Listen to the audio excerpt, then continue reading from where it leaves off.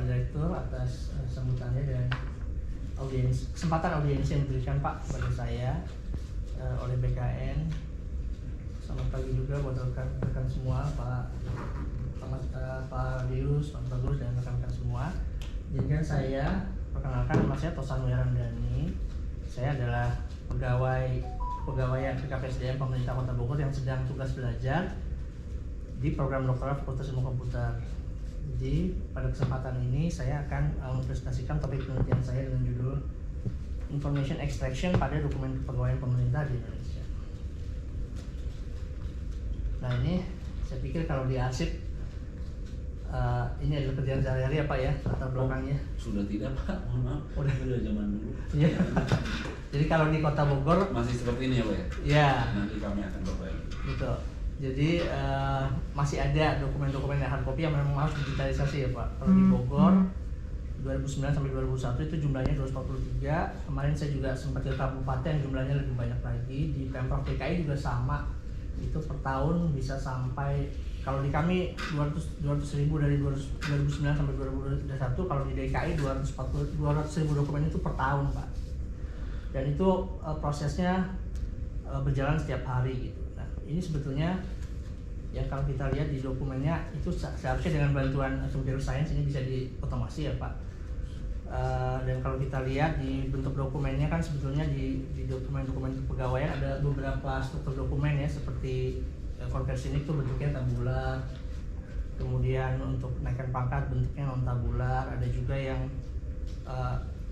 ada watermarknya ya Pak. Saya nggak tahu kalau demikian ada dokumen masih menggunakan watermark atau enggak. Kemudian ada juga yang seperti ijazah yang mungkin di sini juga menjadi kendala di mana tulisannya ada handwritten-nya. Nah, ini adalah beberapa struktur dokumen yang kita hadapi pada saat melakukan input data ke dalam basis data kepegawaian. Nah, saya sharing aja kalau di Kota Bogor sejauh ini masih seperti ini kondisi bisnis prosesnya Pak. Jadi dari dokumen kepegawaian dipindai, kemudian untuk menginput, sebelum menginput dokumennya itu diinput dulu ini dokumennya punya siapa, kemudian nanti dipilih dokumen apa yang akan diupload, lalu di situ si operatornya membaca dari dokumennya apa yang perlu dimasukkan ke dalam basis data. Ini existing Pak, ya. yang belum diimprove gitu ya. Yang jadi perbaiki sama Bapak itu yang ini ya awal. Iya, begitu Pak. Saya nggak tahu, mungkin sih udah lebih canggih. Dari observasinya itu kalau kita lihat operator itu perlu waktu 2-5 menit per dokumen untuk melakukan input satu dokumen ya, dan karena manusia Pak, namanya juga manusia, itu tidak bisa terus-terusan, pasti perlu istirahat. Jadi setiap 10 atau 20 dokumen itu operator istirahat gitu Pak, baru dia lanjut lagi. Itu manusiawi ya Pak, karena bukan mesin. Nah, tapi dengan preliminary research yang saya lakukan, ini semua bisa dipangkas dengan waktu yang cukup cepat gitu. Untuk konversi dokumennya sendiri, dari dokumen image atau PDF itu sekitar 4-10 detik per dokumen, itu yang sama dengan Pak Radius tadi pakai Tesseract Pak. Kemudian untuk ekstraksinya sangat jauh lebih cepat, itu kira-kira sekitar per 100 detik, 0,044 detik per dokumen. Itu yang coba diimprove bisnis prosesnya dari ini menjadi seperti ini. Jadi ini framework yang saya propose begitu. Ada 3 hal di sini. Yang pertama adalah OCR ya, yang tadi pakai Tesseract Pak. Yang kedua pakai dokumen classification, itu untuk menentukan tadi. Jadi tidak lagi dibaca oleh si operator, nanti komputernya sendiri yang menentukan ini dokumen apa. Yang ketiga itu menggunakan name entity recognition. Nah, itu saya fokusin di situ. Information extraction dengan menggunakan name entity recognition. Jadi nanti tidak perlu lagi membaca teksnya. Jadi komputer sendiri yang memasukkan informasi yang ada di dalam dokumen tersebut. Jadi yang saya propose seperti itu. Ini adalah business process improvement-nya. Jadi nanti operator data itu hanya sampai proses upload.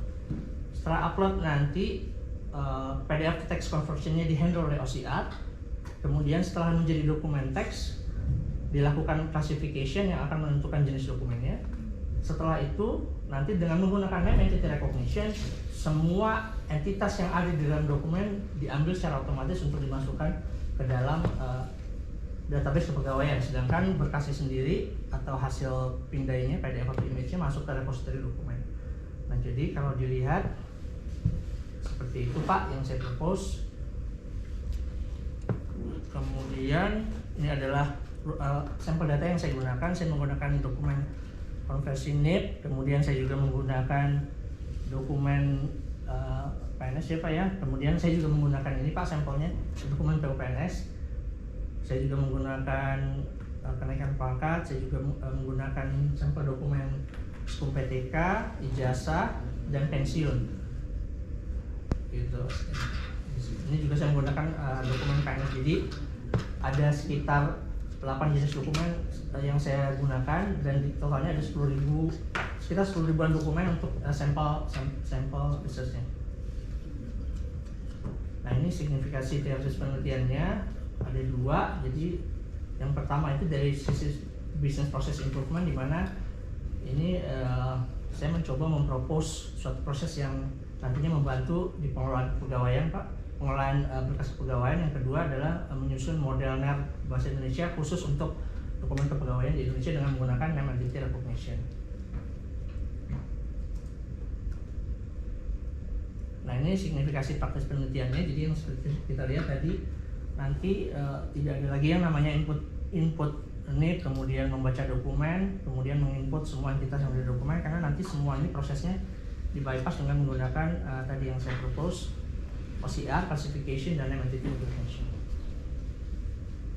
Ini adalah penelitian pendahuluan yang sudah saya lakukan, sudah dipublish tahun 2021. Jadi masih step pertama di OCR-nya, judulnya Optical Character Recognition Engines Performance Compression in Information Extraction.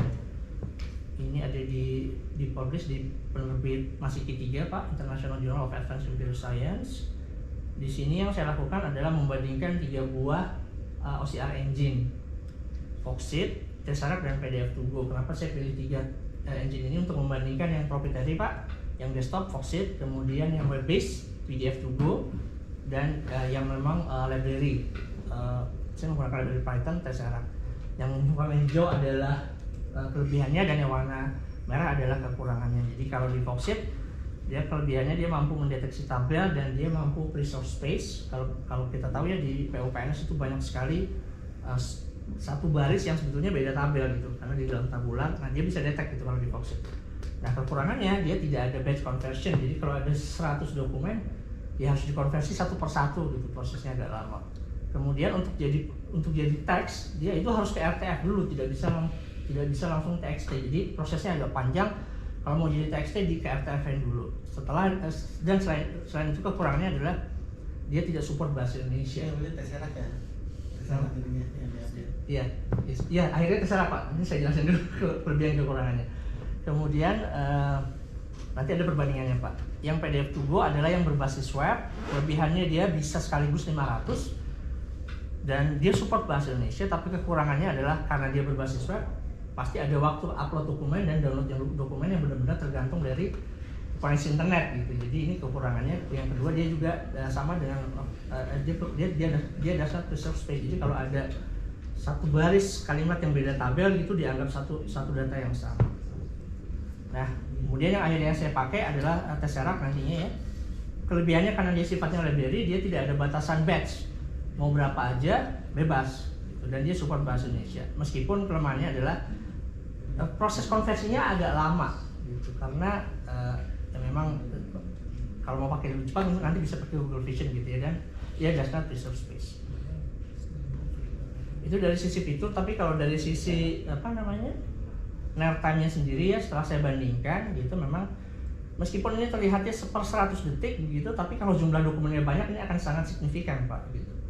Jadi kalau kita lihat di sini sebenarnya yang paling cepat itu meskipun sedikit ya, itu adalah Tesseract dengan 0,044 detik rata-ratanya ya. Dibandingkan dengan PDF2Go 0,046, udah kayak F1 Pak, bedanya per 100 detik. Dan Foxit 0,05 detik. Memang terkesan tidak terlalu signifikan, tapi kalau jumlah dokumennya banyak nanti tentu akumulasinya jadi lebih lama. Seperti itu. Ini bukan konversinya ya Pak, waktu ekstraksi informasinya. Dan ini adalah akurasi yang digunakan.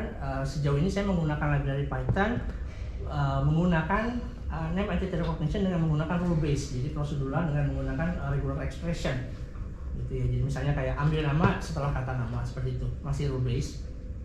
Akurasinya belum begitu bagus ya, karena tadi dokumennya juga kan dari hasil pindah ya Pak, kualitasnya bermacam-macam. Kalau kita lihat di sini precision, recall, dan F1 score, mungkin yang sudah biasa dengan istilah ini. F1 score itu adalah harmonic mean atau rataan akurasi dari precision dan recall gitu. Jadi nanti yang biasanya dipakai adalah F1 score-nya. F1 score itu adalah rata-rata dari precision dan recall-nya.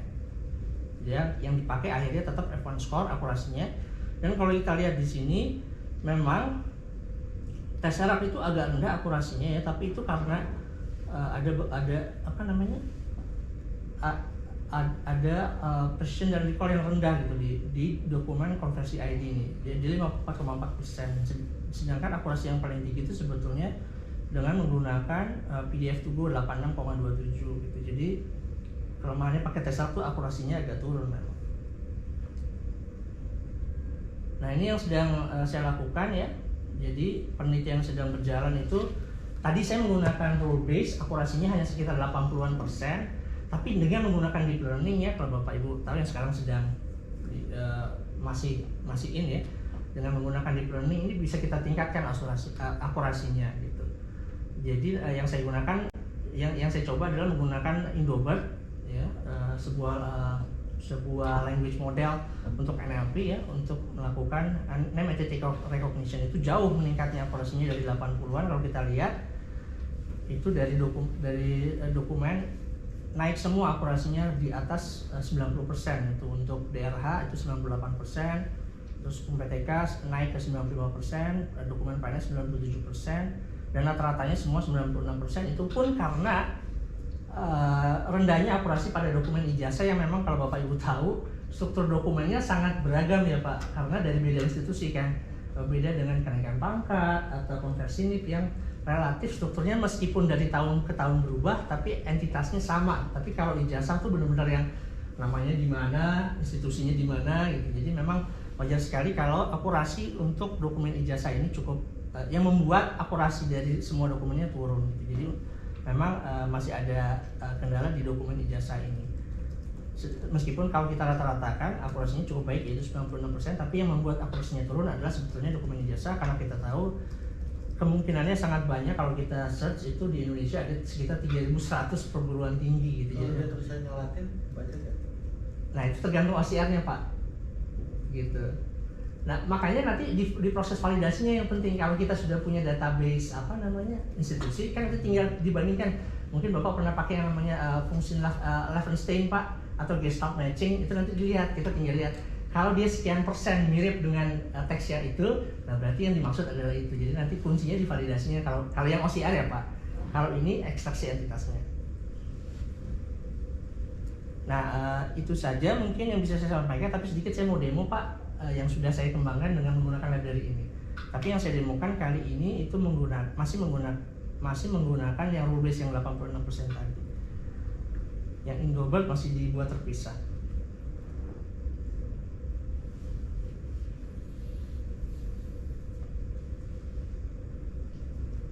Saya stop share dulu ya.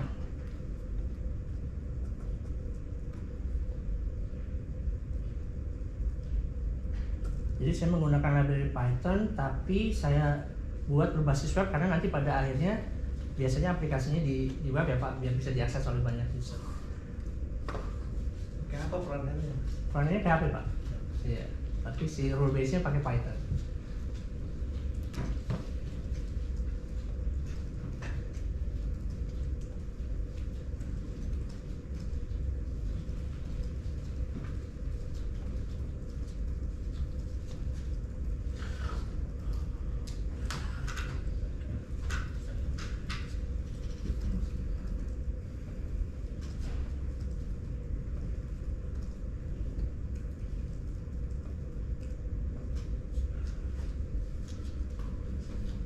Nah ini misalnya saya upload sebuah file PDF ya. Saya ambil sampelnya.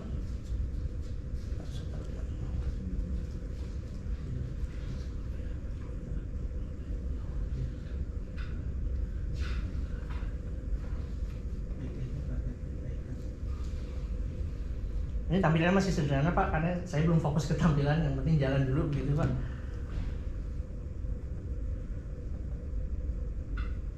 Nah jadi yang dilakukan adalah ini ada PDF-nya ya. Saya kasih lihat dulu file aslinya biar Ini bentuknya file sistem atau blok ya? Independen dokumennya. File sistem atau blok? bisa dua-duanya kalau mau Pak, tapi ini sebelum di-upload Pak. Oh belum ya. Iya.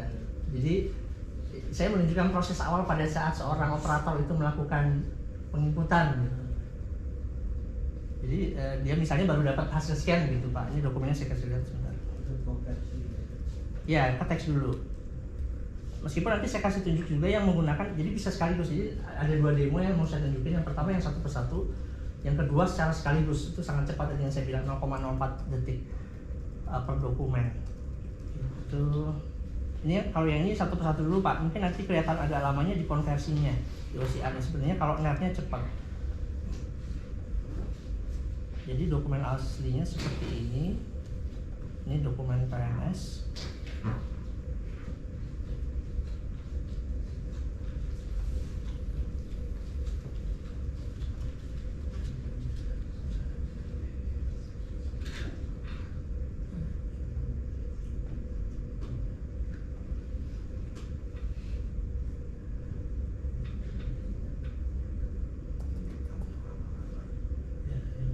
Nah ini ya, ini bentuknya bukan teks Pak, jadi memang harus di OCR dulu gitu. Jadi kalau kita blok ini nggak bisa ya, select text ini kalau dokumen yang memang aslinya dari PDF kan akurasinya lebih tinggi ya Pak. Jadi ini memang bentuknya hasil scan image gitu, saya nggak bisa scan.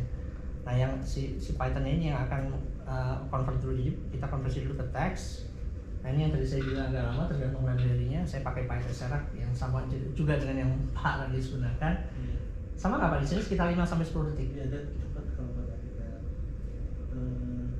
akurasinya yang bukan cetakan pakai printer. Iya. Itu relatif akurasi. Nah ini ya, ya sekitar 5-10 detik lah Pak. Ya ini udah jadi teks Pak.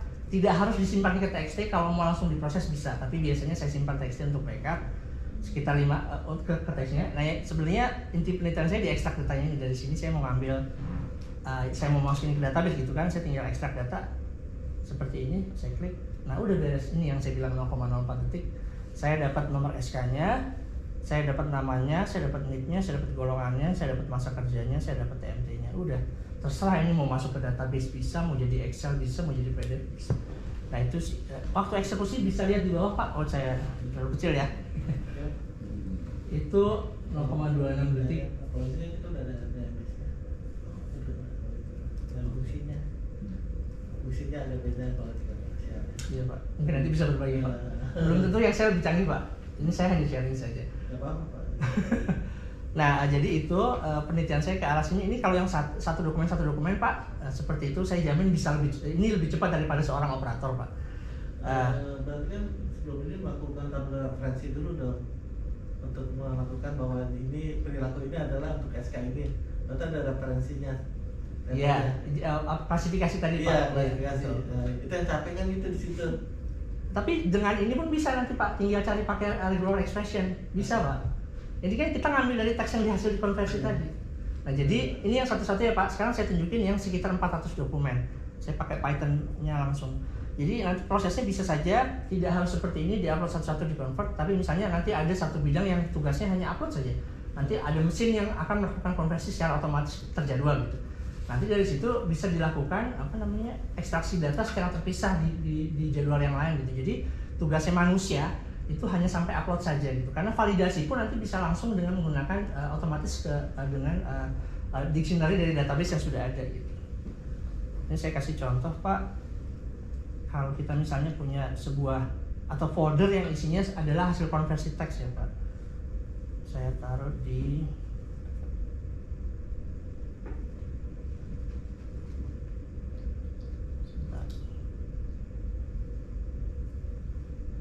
nah ini ya, ini saya punya folder namanya PNS Pak. Di dalam folder PNS ini adalah hasil konversi teksnya.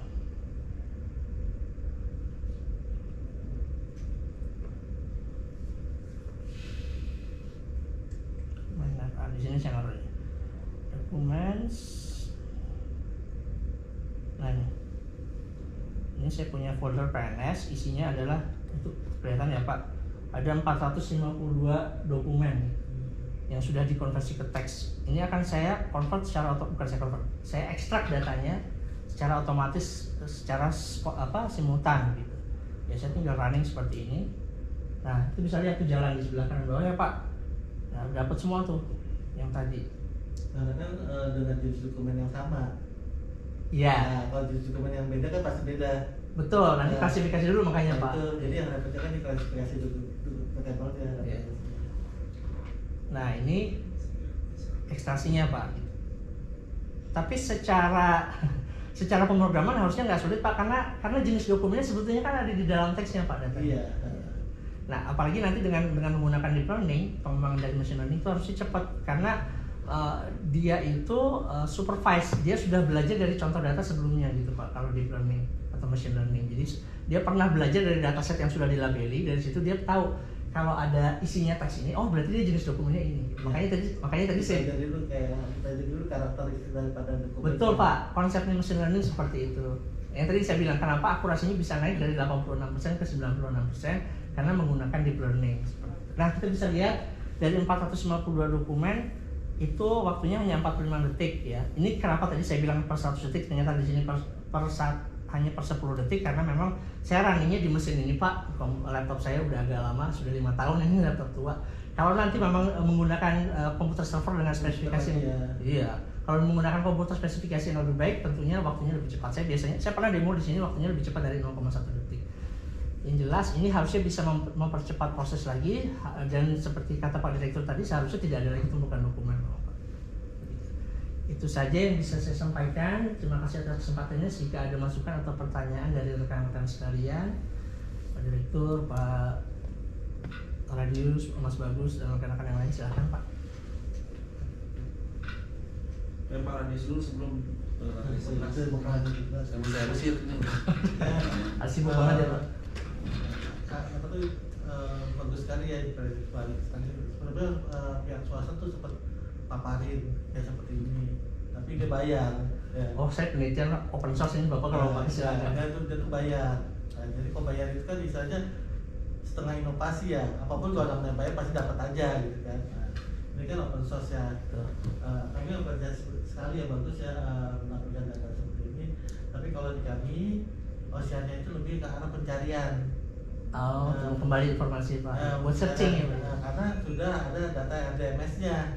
Oh, jadi proses inputnya sudah selesai gitu ya. Jadi RDMS-nya sudah, tinggal ada sesuatu itu tabel referensi yang ada di dalam jenis tabel. Yang pertama kan untuk menggunakan itu, pertama kita melakukan pengambil dokumen itu kan berdasarkan jenis dokumen. Iya. Nah kita menghindari jenis dokumen itu kan. Ya, jadi langsung ke dokumen. Nah, karena dalam membaca